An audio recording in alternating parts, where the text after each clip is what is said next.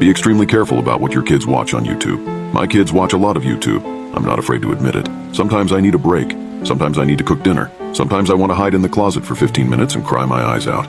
But after the horrifying things that just happened to my family, I don't think I'll ever leave them alone again. Anyway, a few days ago I put my kids on YouTube and walked away for a bit. I don't want to name specific names, but let's just say it's a very popular channel that follows the lives of several 3D animated toddlers and their families. Let's call it Bobo Pumpkin. But anyone who has kids knows exactly what channel I'm talking about. Anyway, I put the TV on and walked away.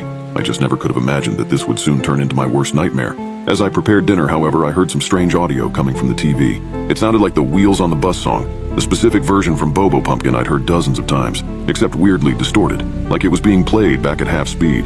The wheels on the bus go round and round, and then yeah, I'm never doing that again. They don't pay me enough to read stuff like that. Anyways, back to the story. I left a half-chopped onion on the counter and walked into the living room. But when I saw the TV, I was shocked. Some cheap rip-off channel with a name in a language I didn't recognize had stolen the audio and video for the classic Bobo Pumpkin Wheels on the Bus song. Except, presumably to avoid getting caught, they'd changed it up. They changed the audio to half speed or similar, making the voices low and distorted, almost demonic. They'd messed with the video multiple ways, turned it upside down, switched up the colors. The bus was pink, the kid's skin was cayenne blue, made two mirror images of it that intersected in the middle.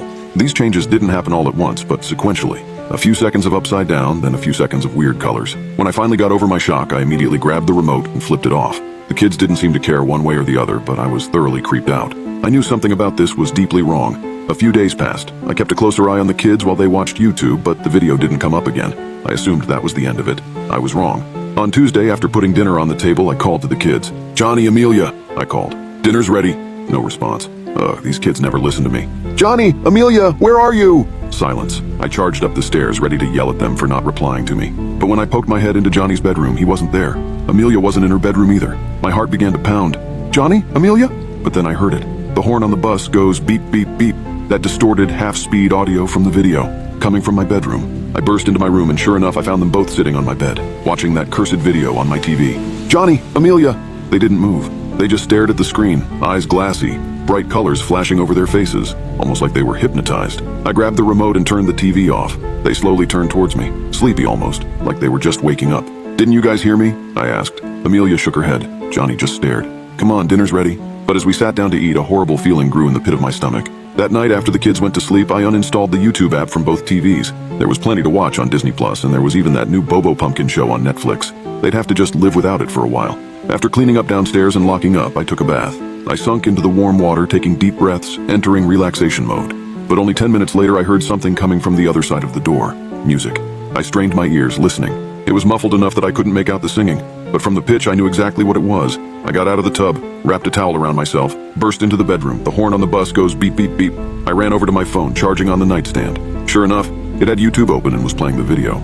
I stared in horror as the blue-skinned bus driver slapped his hand on the horn. Beep, beep, beep. I grabbed the phone and turned it off. It must have went off by accident. Emerald must have tapped the phone, and they've been watching that video so much it was probably right on my feed. Our cat Emerald wasn't in my room now, but the door was ajar. She could have gotten in, played with my phone, and accidentally opened YouTube. Right, it was really unlikely, but I told myself those lies anyway. I couldn't go down that path, spiral into fear. I'd done it too many times as a single mom. I was not going to lose my temper over some Bobo Pumpkin video of all things. I dried off, got into my pajamas, and checked the kids. Then I turned off my phone, put on airplane mode so it didn't even have internet access, and went to sleep. I woke up in the middle of the night. I grabbed my phone off the nightstand and glanced at the time. 3:17 a.m. I got up and used the bathroom. Then I decided to take a quick look at the kids. I'd check on them sometimes just to make sure everything was okay. As soon as I got into the hallway, though, I saw something was horribly wrong. Both of their doors were open. My heart began to pound. "Johnny? Amelia?" I ran to their rooms. Their beds were empty. "Oh no. No, no, no." I ran down the stairs. "Johnny! Amelia!" I screamed. They didn't answer me, but I also didn't see any evidence of a break-in, a kidnapping, anything. "Where are you?" As I made it to the foyer, I froze. The basement door was ajar, and in the darkness, on the walls of the stairwell, I could see flickering blue light. What the hell? Our basement wasn't finished, but we did have a few things down there. An old sofa, some boxes of toys, an old TV with an N64 and Super Nintendo that we sometimes played. Johnny and Amelia liked to play down there. Maybe they got up in the middle of the night, couldn't sleep, and went down there to play.